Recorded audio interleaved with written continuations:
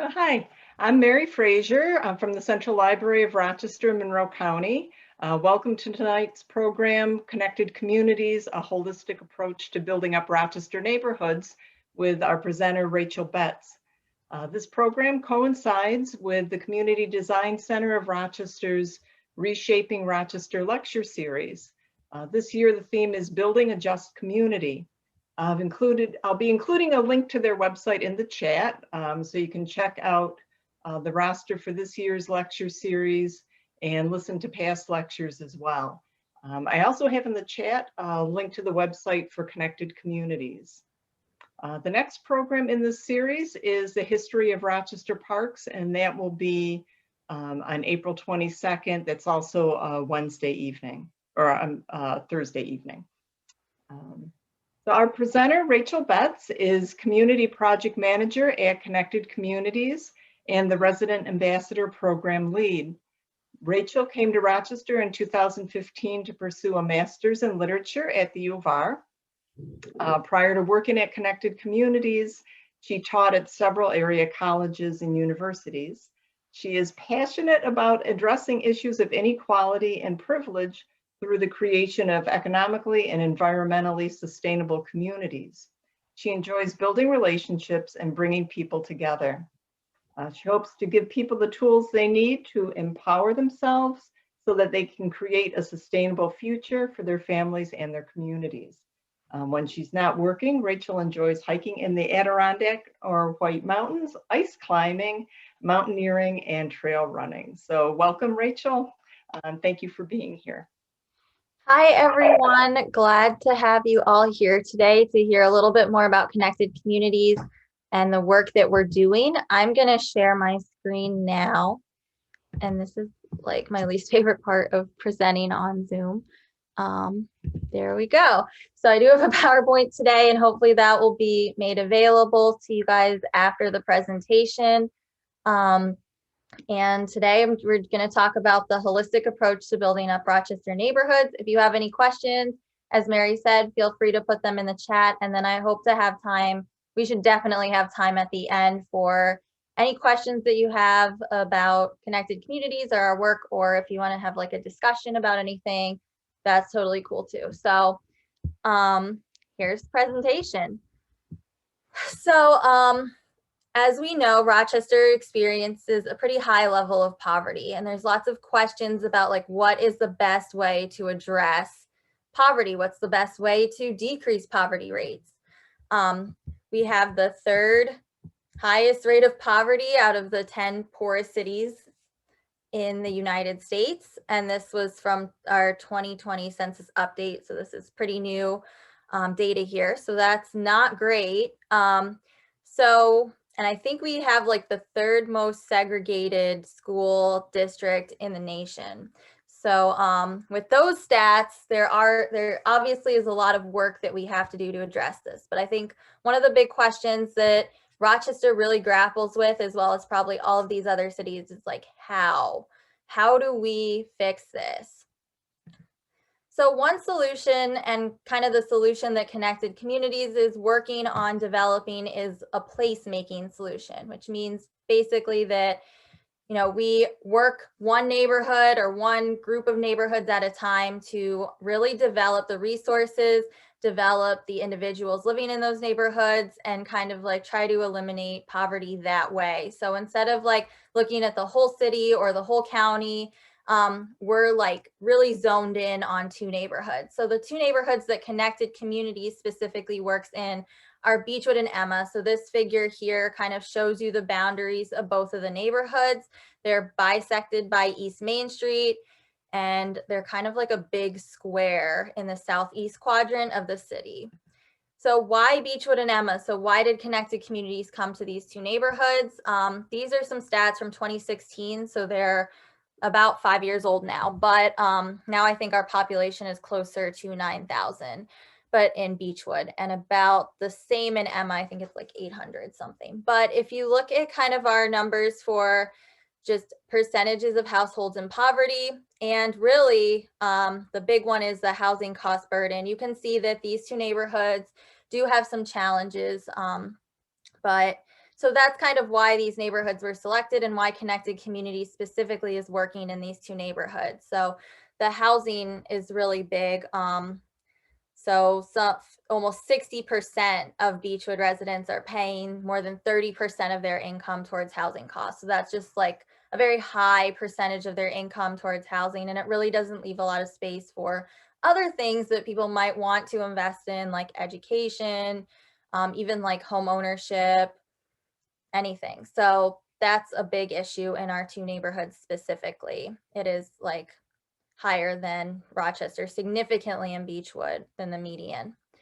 The other reason why we're working in Beechwood and EMMA is, and this slide should feel overwhelming to you, is that there are a lot of organizations and residents focusing their efforts here. So there's a lot of really great work that's happening in these two neighborhoods already. These are honestly not all, but a good number of our community partners and organizations that specifically do work in Beechwood and EMMA. So, and some of them aren't even listed, like religious institutions, that's more than one. So there's already a lot of work being done here. And that's definitely an asset for these two neighborhoods and a great thing. So when you have a lot of like organizations working in such a, like we're working with, there's like about 10,000 residents, give or take, in these two neighborhoods. And you've got like, I'm not good at going back, but, and you've got like this many organizations trying to do stuff. There's sometimes a lot of like, I mean, you guys can imagine there's a lot of like things happening, other things happening here, other things happening here, and they're not coordinated. So that's basically why Connected Communities exists. We're really different from a lot of people's models of like nonprofits. We're basically like what's termed as a community quarterback. And just what that means is I kind of sometimes say that we're like the project managers of our communities, like all of the efforts in our community. So we just kind of monitor progress. We try to connect different organizations. So if like a resident's really interested in something, but that's already happening, we make that connection. Or if two organizations are really working on something that's kind of similar, we're like, hey, you guys should definitely partner up because otherwise we're duplicating our efforts. So that's one of Connected Communities' main roles and really why we're in the Beechwood and EMMA neighborhood. It's that combination of like kind of close to the median of poverty rates and also the housing cost burdens. And then, whoa, a ton of organizations are already concentrating their efforts here.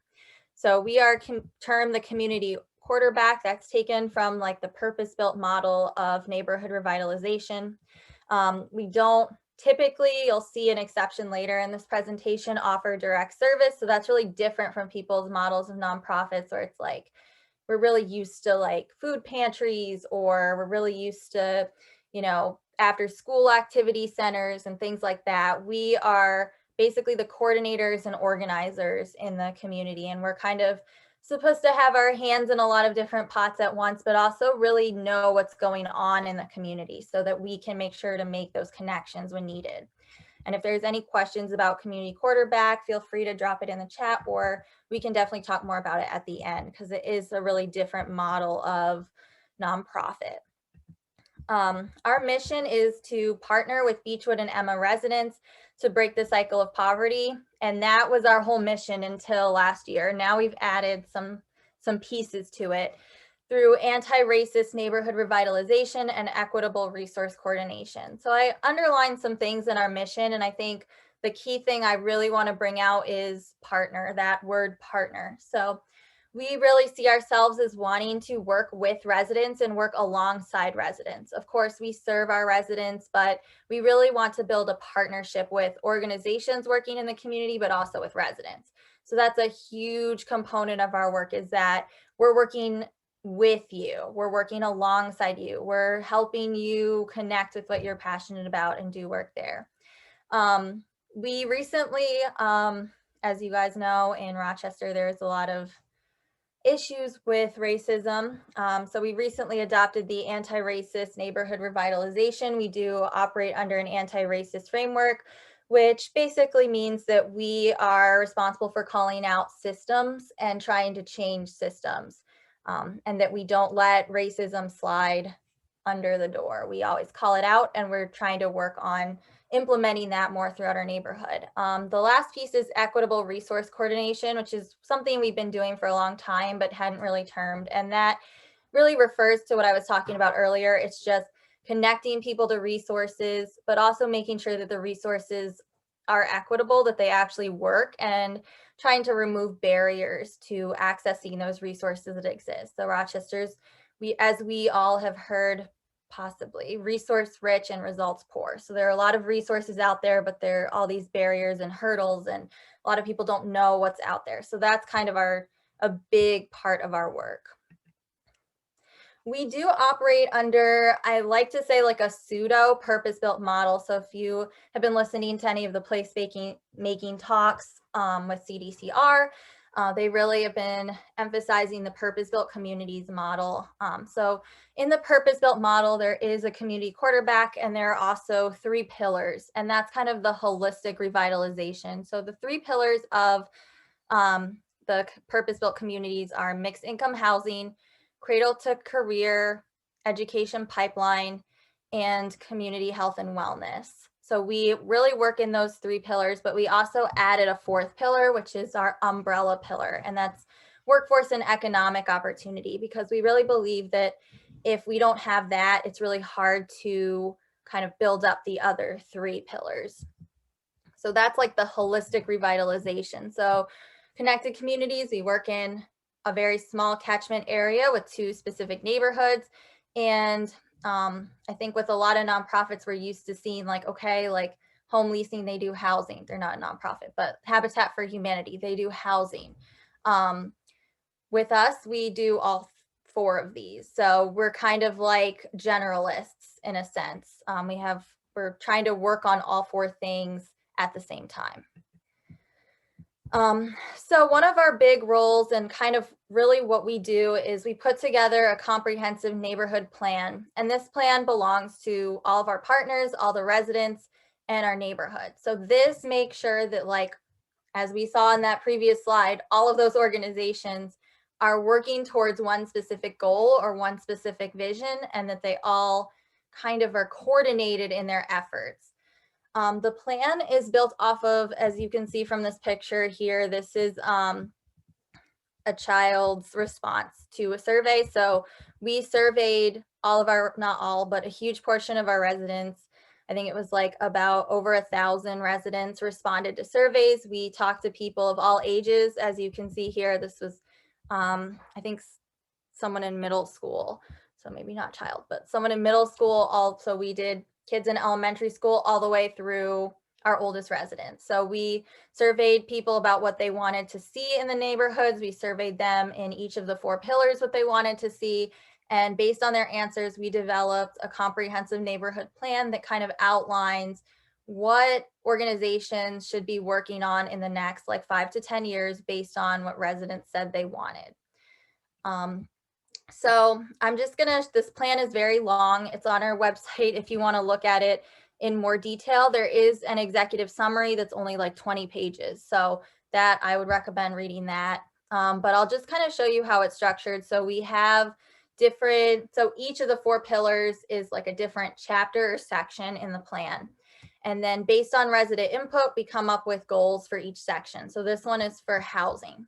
So our 4 goals are work in partnership to reactivate vacant lots, rehabilitate vacant homes, and renovate existing homes. All efforts must commit to development without displacement. So that just means like we want to develop the community, but we don't want to force anyone out. We want people to have a choice whether they stay or not. We'd like people to choose to stay based on what we've done to improve the neighborhood, but we don't want anyone to be like pushed out because home values went up or rent went up so much that they couldn't afford to live there.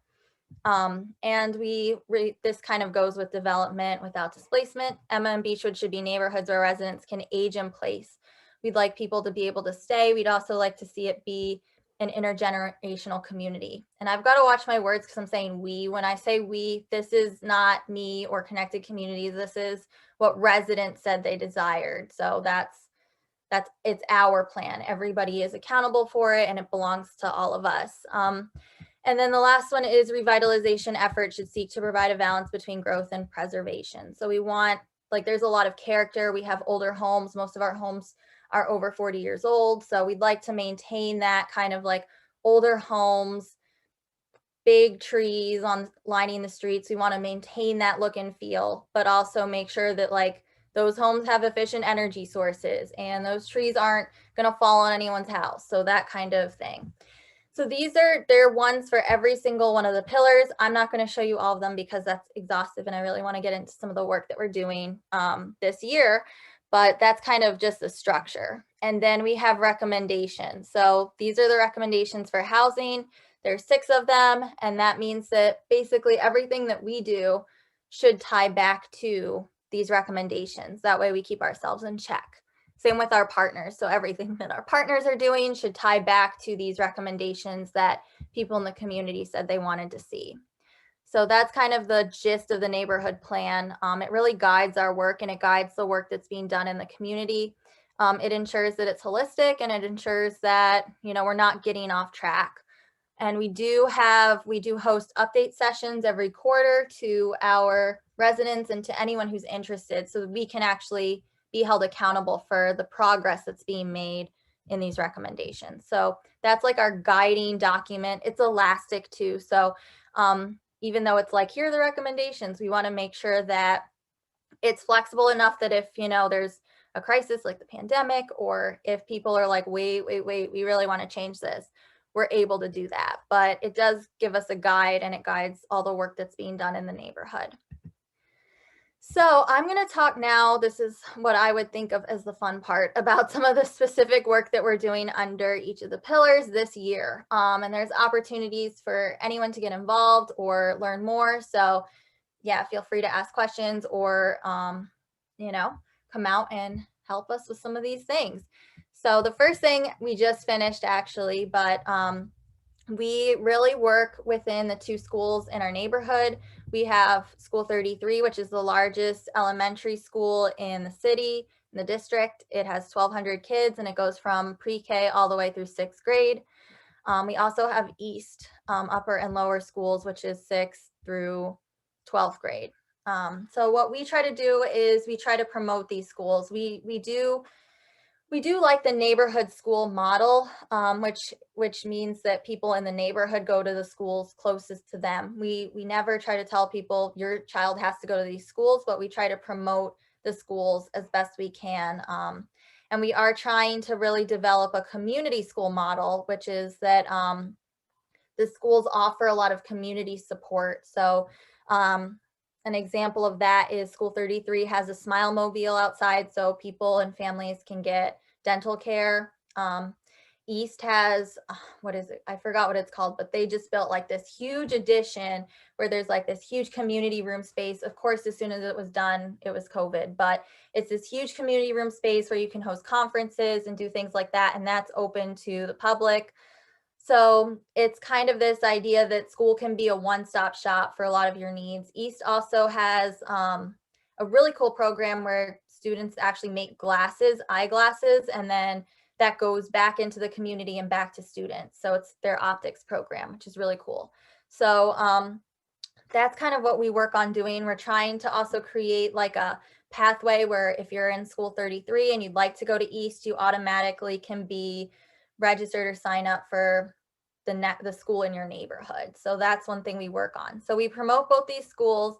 We call all the families every year and deliver door hangers for every kindergartner every preschooler going into kindergarten, and every 5th grader going into 6th grade, or 8th grader going into 9th grade. So that's something, I gotta take a drink. I'm not used to talking this much. That's something that we do every single year to kind of promote the schools and also inform parents. That's my number 1 goal with it, is just to make sure that parents know they have a choice and that they need to fill out the managed choice form so they can pick a school for their kids, whether it be School 33 or East or another school in the district. Another really cool thing that we work on, this is our 5th year doing it, is our education, workforce, and economic development. So as you can see, like these pillars sometimes get intertwined because that's just the nature of our work. But we partner with East High, and we do a Future Ready Youth Workforce Readiness series. And we partnered with a lot more than East High. So I have the logos of all the organizations we partnered with for this year. But this is a really cool, it's not a job fair, really cool job. It's like a twist on a job fair. So it's where you're one-stop shop for employment. So what we try to do with this is our second year doing this specific model. Last year it actually was scheduled on March 12th, which means it was canceled for COVID. But we had held community job fairs before that, and people were saying, we need more things for youth. We need a youth-focused job fair. We need that. So we kind of shifted our gears and changed it to be youth-focused, but we didn't want to just have tables or employers that were like, here's some pens, like you can work for us. We really wanted to make something for youth that was more holistic and all-encompassing. So this is kind of what we came up with. As you can see, there's a website down here, so you can really see we have a whole website for this. You can see all of our sessions that we're offering and also more information about it. I think Mary's going to put the website in the chat, so you can just click on it if you want while I'm talking, or check it out later.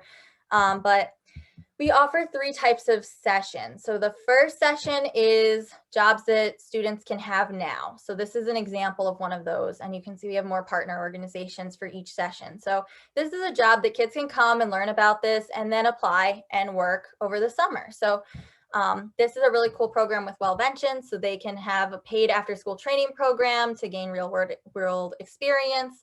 So that's one of the jobs that kids can do right now. The next thing that we focus on is employment opportunities, maybe for kids that are a little bit older. This one's open for 18 and up, but also learning about different industries. So this is an example of one that kids will learn about technology and information technology services and engineering. So this is a way for them to learn about industries and how it works. So they'll learn about what it's like every day. So this is what your day would be like every day if you worked at this job or this company, and these are your opportunities for growth within the company, and this is your salary. So we try to offer sessions like that as well. So kids who maybe aren't looking at going to college right away, or just are like, I just want a job that pays well, this is kind of what we offer for that. And our third component of it is different employment sessions. So this one is the Go for Gold program with the Consumer Credit Counseling Services, but it teaches financial literacy so they can learn that. We also have sessions on emotional intelligence, interview skills, resumes. So this is happening, these sessions are happening March 29th through April 2nd. I think there's about 12 sessions. And if you go to the website, you can see all of them and check them out. If you know anyone that wants to attend, we'd love to have you. So this is a big thing that we work on every year. The next thing is actually our biggest thing that we're doing this year, which I'm very excited about. And it's in our health and wellness and workforce and economic development pillar. And it is, as you can see here, all of our partners again, as well as Beechwood and EMMA Youth and Families, the Grand Ave Park project. And this has been a long time coming. So I'm very excited to see an actual date set on this. So this is Grand Ave Park. This is a terrible aerial view, but all you need to know is this is all, nothing is here. So you can see there's some playground equipment here, and that's for very young kids. All through here, though, you can see it's just empty space. And if you look at the houses here for comparison, you can see this is literally 8 or 9 lots plus. So that's a lot of empty space. And we really wanted to utilize that space for kids in the neighborhood because there are a lot of kids over here. So what we're doing is we partnered with Kaboom and got a grant to build what's called an adventure course. So I have some examples here because I honestly did not know what an adventure course was when I first learned this was coming. So it's for older kids. So it's basically ages 14-ish and up, because we want to really bridge that demographic where there's lots of stuff for younger kids, but nothing for the older kids. And this is kind of what it is. It's kind of like Ninja Warrior kind of thing. But we really want to make this catered to our teens in our neighborhood. So what we are doing, and why this is under workforce and economic development, is we are recruiting about 10 to 15 youth to basically design this park. So we We know like there are different kinds of like structures we can build, but you can see all of these look different. And these are all Kaboom projects. So this was one that they did in Texas. I think both of these were from Texas, but different parks. So they can kind of design how they want it to look and what they want at the park. So those youth will be involved in that.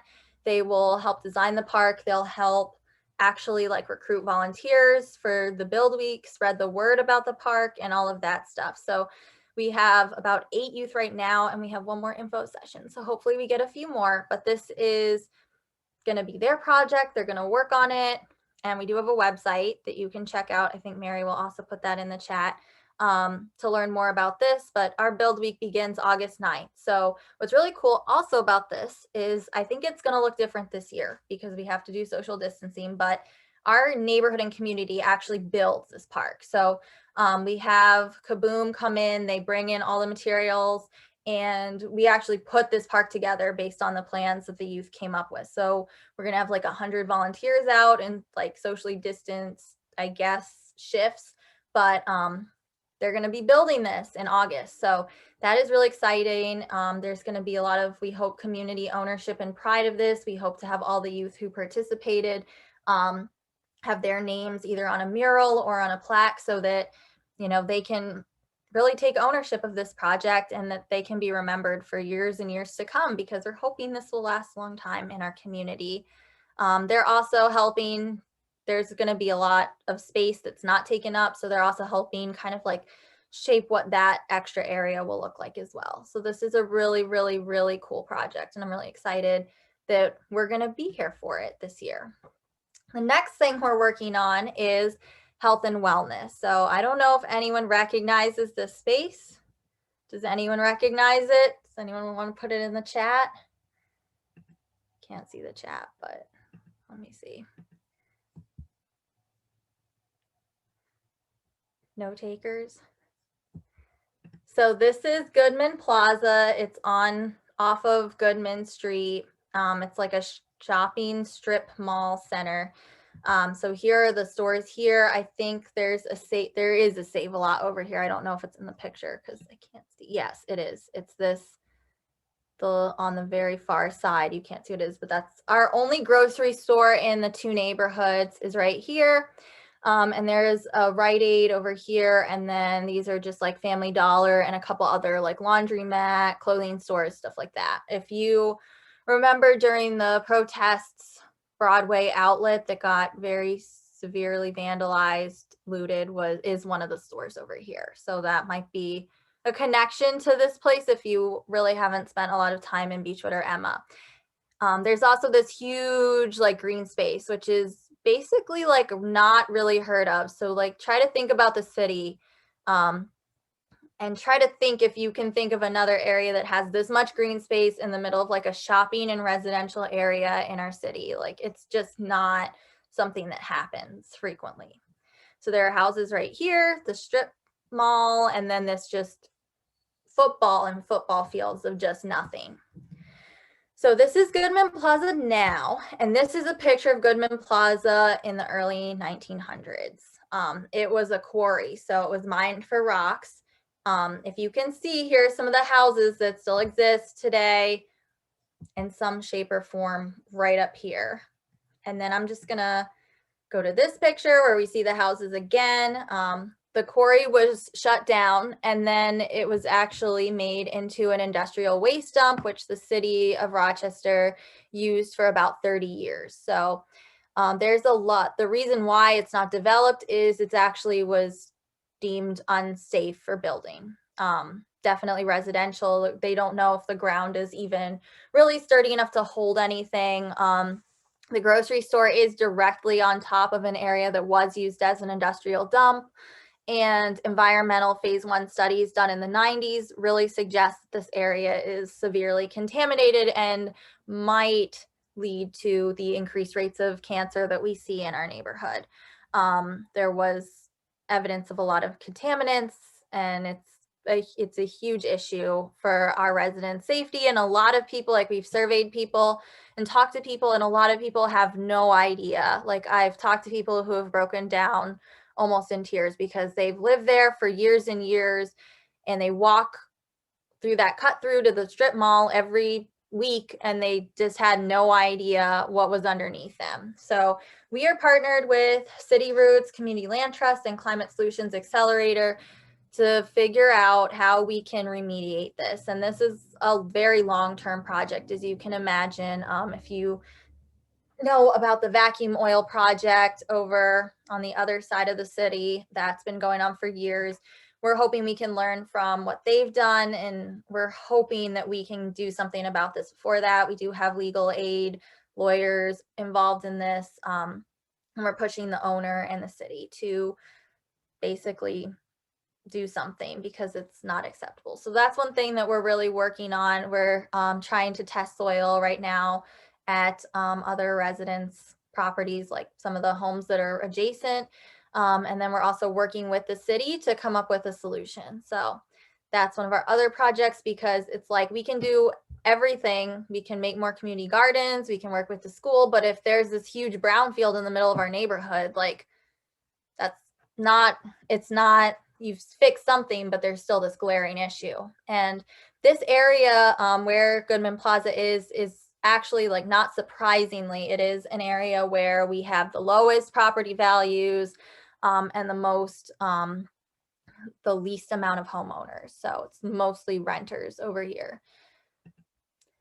So as I said before, we don't typically do direct service. You can kind of see that the work we do is we partner with a lot of other organizations and kind of work on making bigger projects happen in our neighborhood, or bringing different projects and initiatives to our neighborhood. Like one thing I did was I had the Finger Lakes Vaccine Task Force come and do a talk for our residents specifically. So that's one thing. It's like bringing resources in and also just working on projects in our neighborhood. But as a response to COVID, we talked to a lot of residents who were really struggling with just housing. So they were like really worried about being evicted. They were very behind on their rent.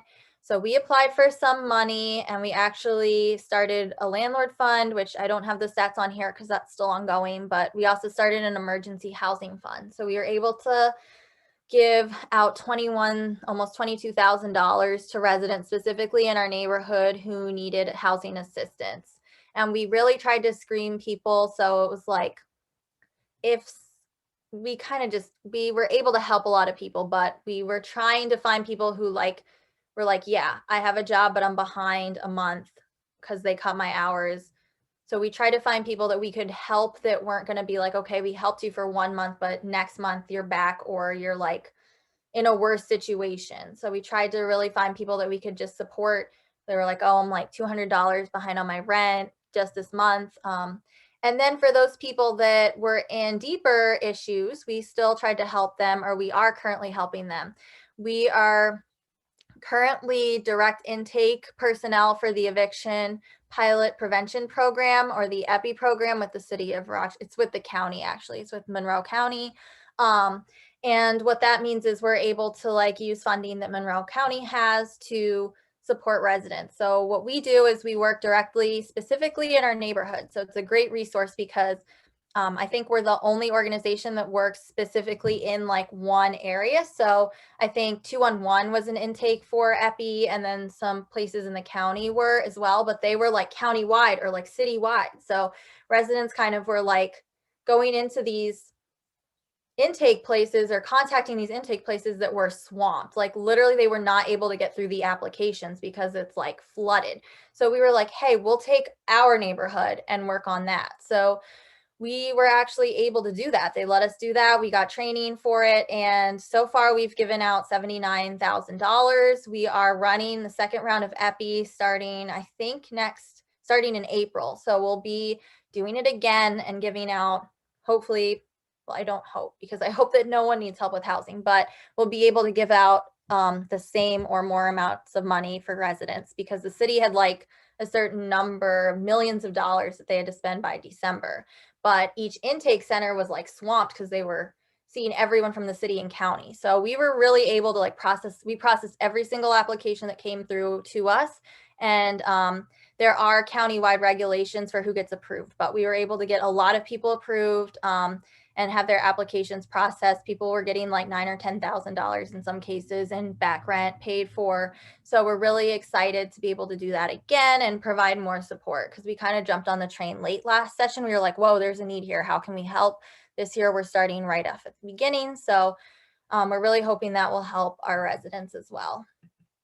And that's not something that we typically do, but because of COVID, we like really saw a need and needed to step in. The next thing that I just want to brief, those are like our big projects this year, but I also want to kind of share a little bit just about our engagement strategy. So as I've kind of hinted at before, like we follow a model of no toxic charity, or like non-toxic charity. So we really want to limit our one-way giving. So we believe that, or I definitely believe that every single person has something that I can learn from them, and every single person is like has something they can offer as well to their community. So we really try to like bring that out for people. We try to like help them get involved, instead of just being like, here's the service that you need, bye. So we really try to build long-lasting relationships with residents and let them like take the stage if they're passionate about something. So obviously if they're like, we don't care about any of this that you're doing, that's fine.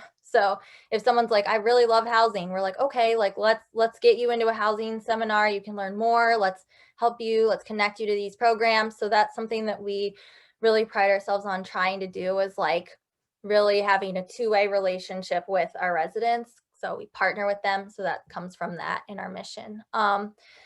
We also really try to empower, or let people empower themselves through connecting them to programs. So as you can tell from like our youth job fair, workforce readiness series, that's really hoping, and it's not really, this slide says the poor, but I didn't write this, but I wouldn't say the poor, just people in our community. So youth who need like workforce training, everybody needs that. So we want to help them kind of find their power through learning about those sorts of things. Same with the Grand F Park project. We are able to pay them $25 per meeting attended. So all of those youth will get paid for their talents and their services. And we hope to also give them some skills that they can put on a resume or use later on in their life with whatever they're interested in. One big thing we do is listen closely to people. So we really, really want to like hear people's needs. Our comprehensive plan, I hope, reflects that.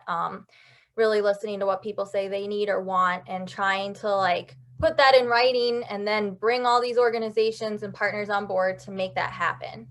And then above all, like our main mission is we really strive to do no harm. So we really are trying to like put the right tools in place to have development without displacement, for example, and we're constantly monitoring that. We're being very careful about how we approach Goodman Plaza, because that has the potential for causing more harm if handled not in a sensitive manner, or if we like rush things, or if we don't know all the information we need to know before we go into anything. So that's something that we always remember, even though we're like really passionate, we're like, this has to change. We have to like take a step back and like try to work with everyone and bring everyone on board and really get the knowledge that we need to do this work in a very sensitive way. We're all about continuous improvement, which means like we're always trying to do better, listening to residents, listening to their feedback and suggestions, and also just like listening to ourselves. So like, okay, this event didn't go so well. What should we do next time? Or this really wasn't what the community wanted. How can we fix this? And that is something that our whole organization is really dedicated to. And one way we really start meeting people is our summer pop-up sessions. So I'm really excited about that, because we've been, I'm obviously working from home. It's after hours, but yes, this is where I work from home. So it'll be great to get out in the community, and we go and just put up a table, and it's just like, hi, meet us. If you need any resources, here they are. If you want to get involved, here are some of our projects. And then we try to follow up with people and get to know residents through those pop-up sessions. And it works, I think, well, because we go to different locations in the neighborhood. So we're able to like meet with different people and really try to cast a wide net of who we talk to, because it's really easy to be like, okay, this person's already coming to like neighborhood meetings or something. But we want to make sure that we give everyone a chance to be involved if they choose to. And how do we do all this? Because this sounds like a lot. I'm feeling like, yeah, this is a lot. But we have a resident ambassador program, and these are our resident ambassadors from last year. This year we're so far entirely virtual, so I don't think I have a picture of all of them together. But these are our resident ambassadors from last year, and they pretty much run the pop-up sessions. Andrea, who's in the middle, we're trying really hard to build out the program. So she actually is our lead resident ambassador this year and is salaried. So she's on salary with us and works part-time. And we're hoping to expand that position even more. But the resident ambassador program is really cool. It's a paid employment opportunity. So RAs get paid $15 an hour and work about 15 hours per week. So it's part-time, but I think the pay is pretty decent. I'm always trying to get more money to pay them more. But 15 is where we're at now for the resident ambassadors. And they are boots on the ground. So they run the pop-up sessions with, all of us go to them, but they run the pop-up sessions. They will follow up with residents, connect residents to resources. And our resident ambassadors all live in the community. So that's really important to me because we are placemaking. We kind of hold that close to each other, to our organization's values, and we're in that one neighborhood. So we really try to hire people that live in the community and want to work in their own communities and meet people in their community. So that's the resident ambassador program. Andrea's awesome. So it's really cool to be able to work with these people for more than 1 year. We have 3 new people this year, and we are open to hire more. So if you know of anyone that lives in the area that would like to kind of talk to people and share some resources with people, this is a great program for that. We have seminars, so they get to learn a lot about housing, and that's the next slide.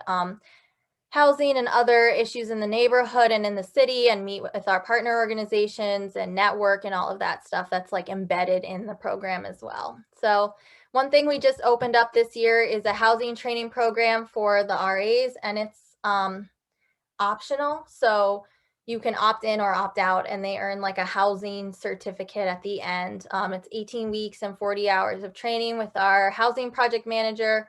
And there are 4 units: tenant rights, emergency relief, and city resources, housing as a system, home ownership, and housing development and practical application. So this program, we're just hoping to develop local leaders, which is one of our recommendations in the comprehensive plan. So they will be able to take this with them and maybe buy their own home or help other people with navigating housing. So that is the end of my presentation. If you have any questions or you'd like to get involved, you can email me or call and text me. My number's here. And I know this overlaps with your next session, Mary, but our next community comprehensive neighborhood plan update is April 22nd. So, and we do have our town hall in July. So if you want to go to the parks, which history of the parks, which actually sounds really cool, Mary, do that and then jump back with us in July. So any questions? That's the end of it.